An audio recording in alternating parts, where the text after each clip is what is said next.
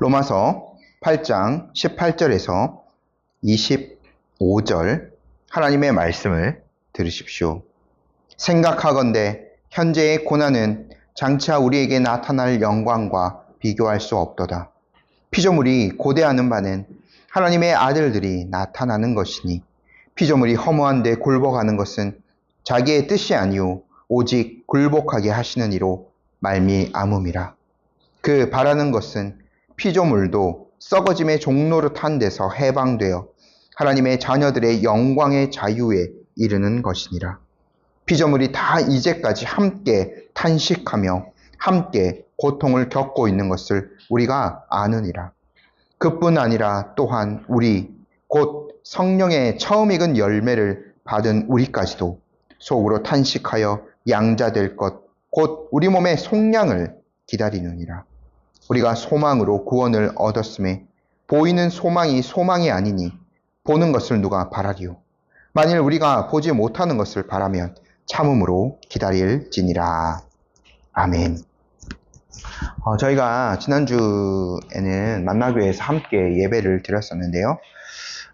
계속 로마서 말씀을 함께 나누었습니다. 8장 12절에서 17절 말씀을 저희가 함께 보면서 성도의 참된 정체성을 다시 한번 상기해 보았죠. 그리스도를 믿는 자는 더 이상 육신대로 사는 사람이 아닙니다. 육신에게 진 빚을 갚으며 사는 자가 아니죠. 그리스도께서 모든 죄의 빚을 갚아주셨기 때문에 신자들은 오직 내주하시는 성령 하나님을 통하여 몸의 행실을, 즉 죄를 죽이며 살아가는 거룩한 부르심을 받은 자들입니다.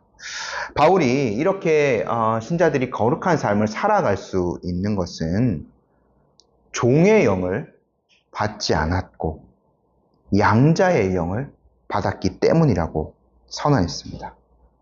우리는 성령 안에서 하나님을 아빠, 아버지라고 부르는 엄청난 특권을 받았습니다.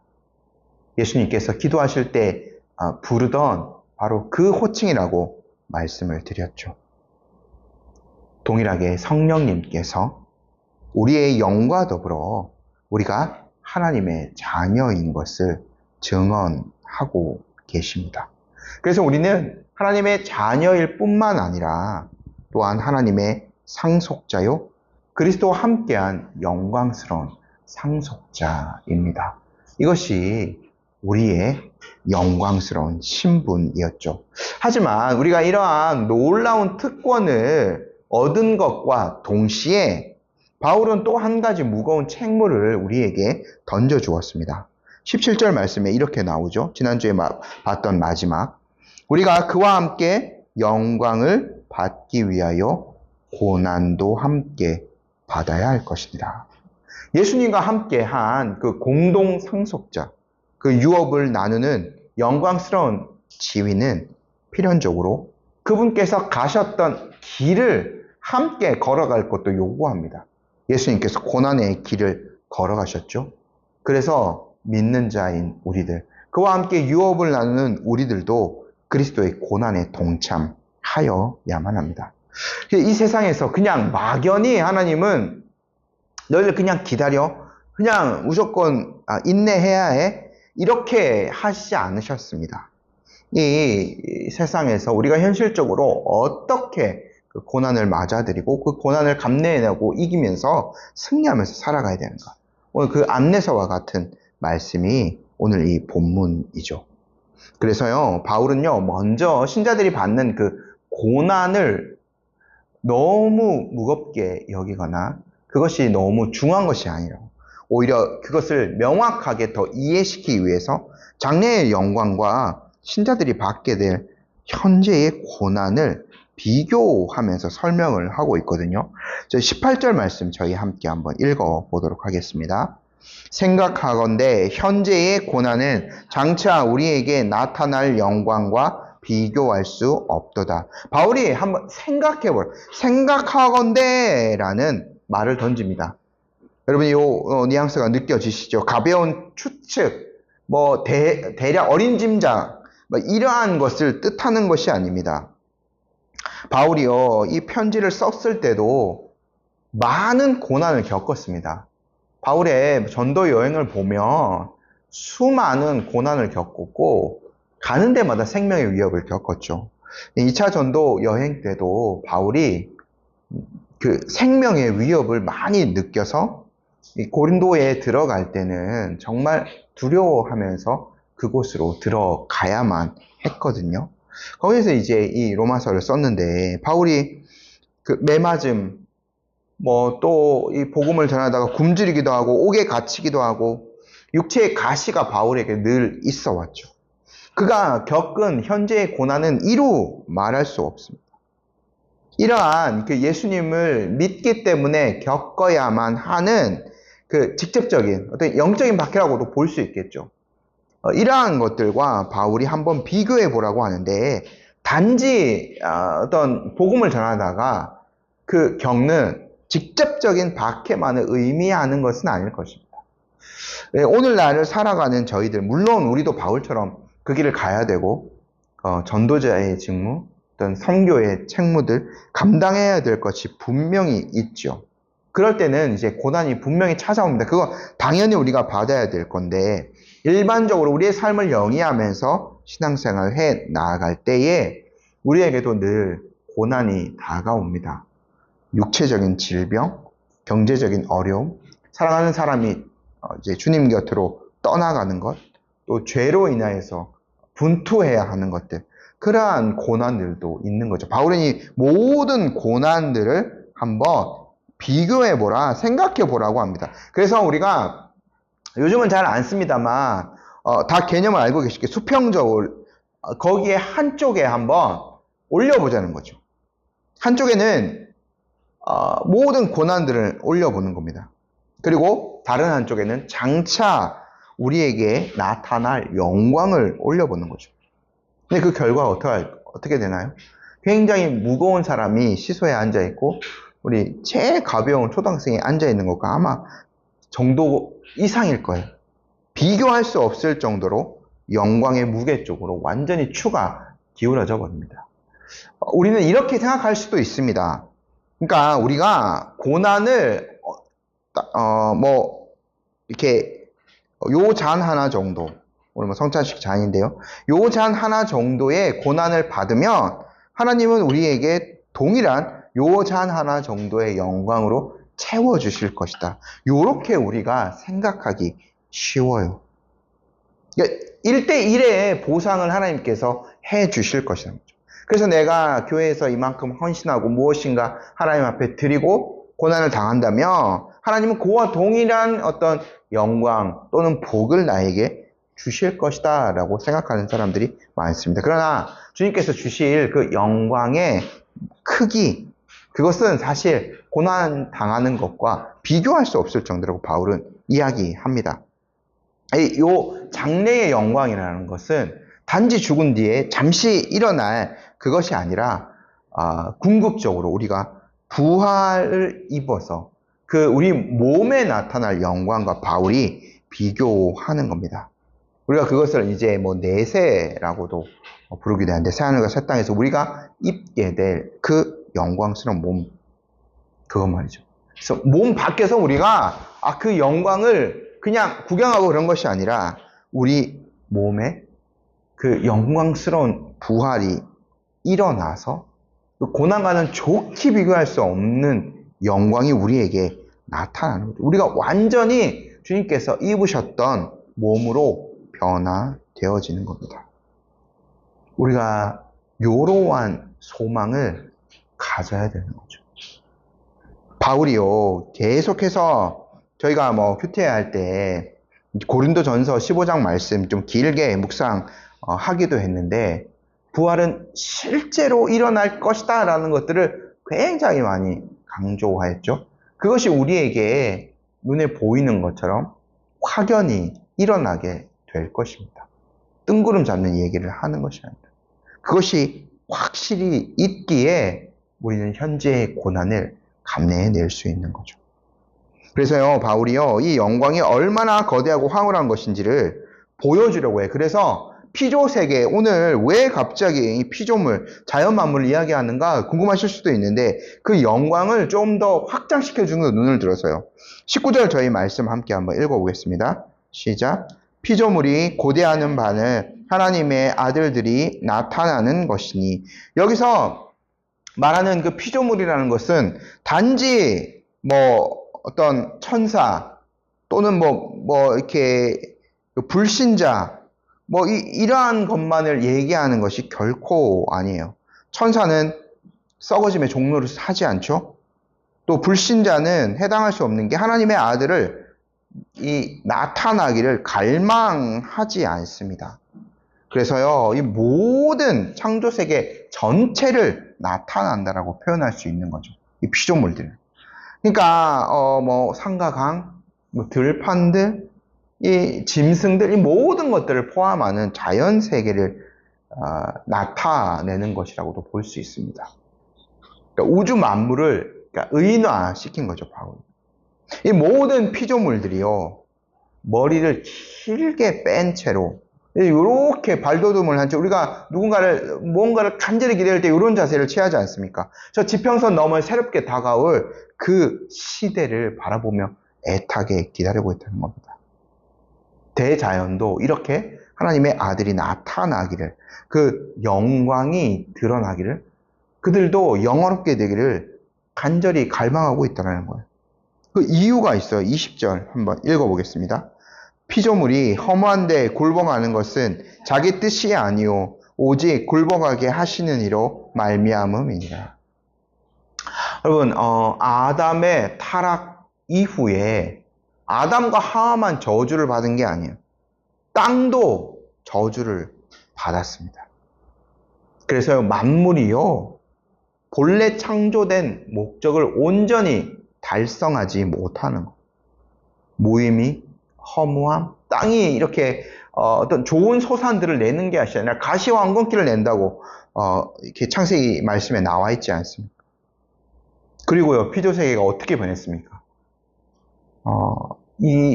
그 약육강식, 그리고 자연재해가 계속 일어나죠. 질병과 죽음이 끊임없이 일어납니다.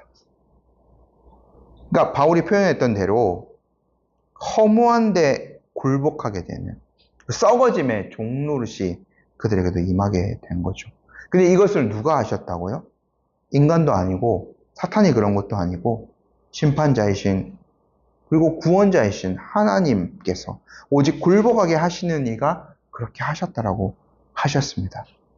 그러나 이것은요, 단지 이 피조물들의 허무한 죽음만을 이야기하고 있지 않아요. 그냥 허무한 그들이 그렇게 지내다가 고통당하다가 모든 자연 만물 또 동물들까지 멸망당하게 그렇게 하나님이 만드신 것이 아니라, 심판받고 끝나는 것이 아니라 21절 말씀에 이렇게 나오죠. 저희 한번 읽어봅시다.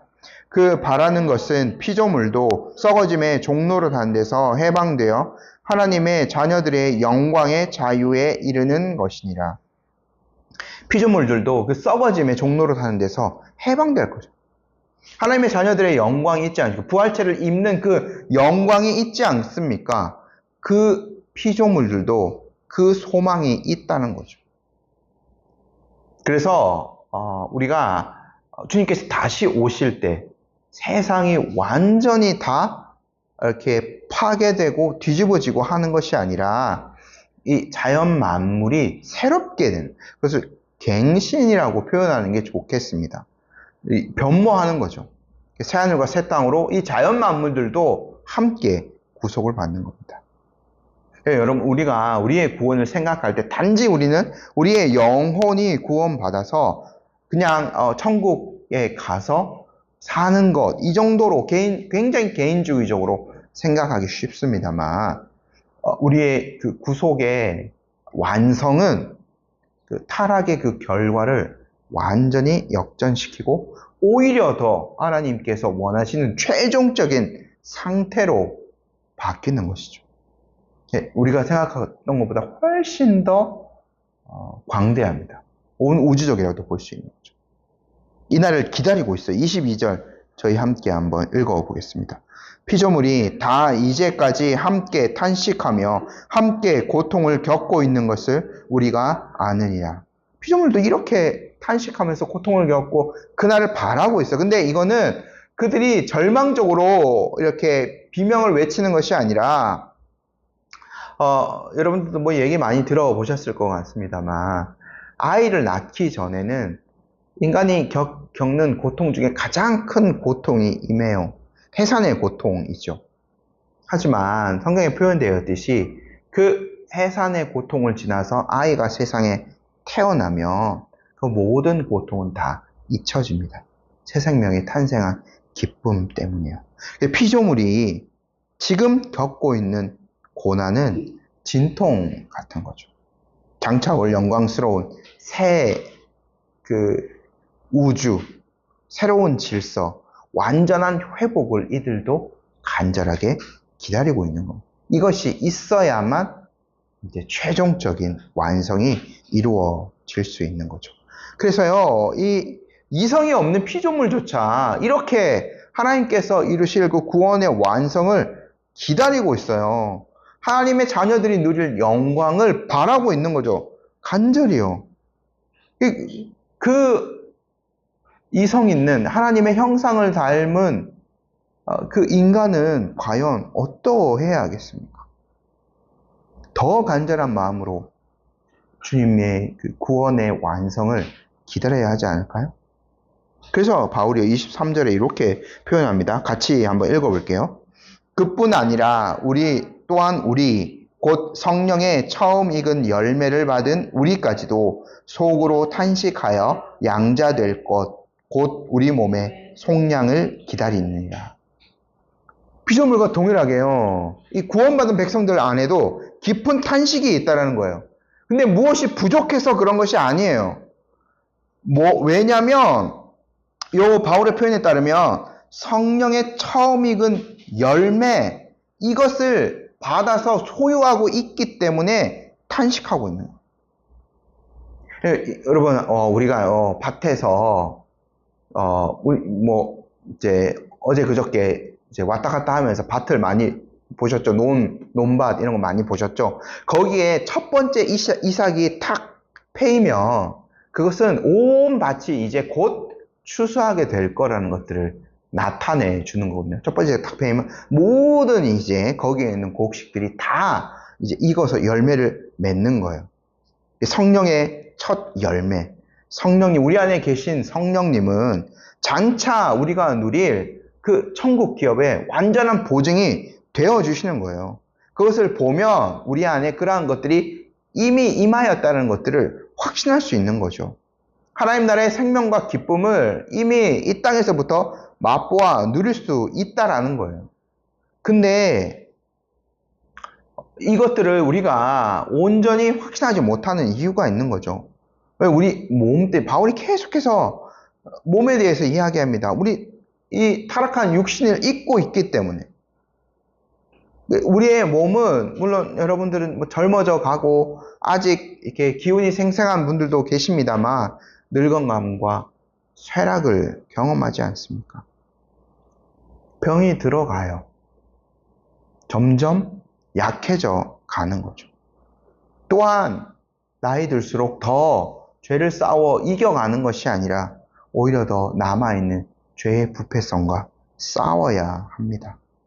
그래서 우리가 구원을 말할 때 이런 표현을 많이 합니다. 이미 우리가 그리스도의 하나님께서 하나님의 법정에서 내려주시는 그 칭이라는 선고를 통해서 이미 우리는 구원을 받은 존재이고 성령님을 통해서 새로운 시대에 속한 자들이 되었어요. 근데 아직 우리의 몸의 구속은 완성되지 않았기 때문에 긴장 속에서 우리가 살아갈 수밖에 없는 거죠. 그래서 피조물과 동일하게 우리도 탄식할 수밖에 없는 거예요. 탄식하면서 피조물들이 하나님의 아들이 나타나기를 기다리는 것처럼 우리도 기다립니다. 그것이 뭐예요? 양자될 것, 곧 우리 몸의 속량을 기다립니다. 근데 저희가 지난주에 만나기위해서 함께 말씀 나눴습니다만 이미 우리가 하나님의 양자라고 하지 않았습니까? 예수님과 동일하게 하나님을 아빠, 아버지라고 부르면서 우리가 이미 양자 되었다고 했는데 바울이 또 그것을 기다린다고 말하고 있어요. 이것은요, 이미 얻은 특권이요, 온 우주 그 앞에서 공식적으로 선포될 그날을 기다린다는 것. 그 양자됨의 특권이 최고조로 실현될 바로 그날 말씀인 거죠. 그것이 언제 드러난다고요? 우리가 예수님께서 부활하신 것처럼 동일한 몸을 입게 될 육체의 그 구속이 완성되는 그날이에요. 그래서 우리는 구원을 생각할 때 영혼만 구원 온다고 결코 생각할 수 없어요. 우리의 몸, 전인격이 하나님 앞에서 영광스러운 존재로 변모되어 구원을 입게 되는 거죠. 그래서 24절, 25절과 같이 바울이 이제 결론을 맺습니다. 함께 읽어볼게요. 24, 25절. 우리가 소망으로 구원을 얻었음에 보이는 소망이 소망이 아니니 보는 것을 누가 바라리요? 만일 우리가 보지 못하는 것을 바라면 참음으로 기다릴지니라. 여러분, 구원은요, 이미 과거에 일어난 사건이라고도 할 수 있습니다. 우리가 그리스도를 믿는다면 이미 과거에 우리가 칭의를 얻었고 하나님의 자녀를 살아가는 거죠. 근데요, 그 구원의 충만함은 항상 미래를 향해 있습니다. 소망을 가지고 살아가요. 바울이 이야기하잖아요. 24절에서 바라는 것은 소망이 아니에요. 우리가 무엇인가 뭐 생일날 어떤 선물을 받기를 바라고 있다가 생일날 그것을 받았으면 더 이상 그것은 이루어졌기 때문에 소망이 아니에요. 당장 내가 원하는 장난감을 갖고 있으면 손으로 만질 수 있으면 그것은 더 이상 소망이 아닌 거죠. 여러분, 우리가 가지고 있는, 그리스도를 믿는 사람들이 가지고 있는 소망은 단순한 그런 이렇게 되었으면 좋겠다라는 막연한 바람 결코 아닙니다. 이것은 온 우주의 창조주께서, 지금도 섭리로 다스리는 분께서 본인의 그 모든 것을 걸고 약속해 주신 것, 굳건한 확신이 자기의 백성을 구원하시겠다. 그분 스스로가 보증해 주시는. 그래서 우리가 미래를, 우리가 구원받을, 몸의 구속을 받을 그것, 예수님이 그렇게 부활하셨듯이 우리도 그 몸을 입게 될 것들을 지금 눈으로 보듯이 소망할 수 있는 거죠. 그래서 아직 보이지는 않지만, 아직 그 나라에 우리가 온전히 간 것은 아니지만 바울이 뭐라고 이야기합니까? 25절에 참음으로 기다릴 수 있다고. 소망을 가지고 있기 때문에 인내할 수 있는 거죠. 인내가 없이는 소망에 이를 수 없습니다. 근데요, 이 인내는 단순히 나 그냥 다 내려놨어, 그냥 나 아무것도 안 할래, 이러한 무기력한 기다림이 아닙니다. 이 소망을 가지고 있는 사람은 현재의 고난을 이겨낼 수 있는 불굴의 의지를 소유할 수 있어요. 아까 바울이 한번 저울에 달아보라고 했죠. 그 다가올 영광의 가치를 알기 때문에 현재의 시련들, 우리가 져야 될 십자가, 모든 것들을 기꺼이 감내해낼 수 있는 겁니다. 제가 이것을요, 교리적으로 한번 정리해 드릴게요. 여러분, 우리가 하나님의 법정에서 칭의를 받은 것, 그러니까 이제 의롭다라고 선고받은 그 구원은요, 반드시 최종적인 완성과 연결되어져 있습니다. 그걸 이제 영화라고 부르죠. 신학적으로는 하나님께서 이미 그의 아들을 통하여서, 그의 아들을 십자가에 죽기까지 하시면서 우리의 죄를 용서하시고 우리를 의롭다 하시며 자기의 양자 삼아 주셨어요. 하나님께서 시작하신 일이기 때문에 중도에 포기하거나 실패할 수가 결코 없는 거죠. 반드시 우리 몸에 부활로 이어집니다. 그리고 피조물도 그것을 바라듯이 온 우주가 새롭게 되는 것과 그 영광스러운 완성과 반드시 연결된다는 거죠.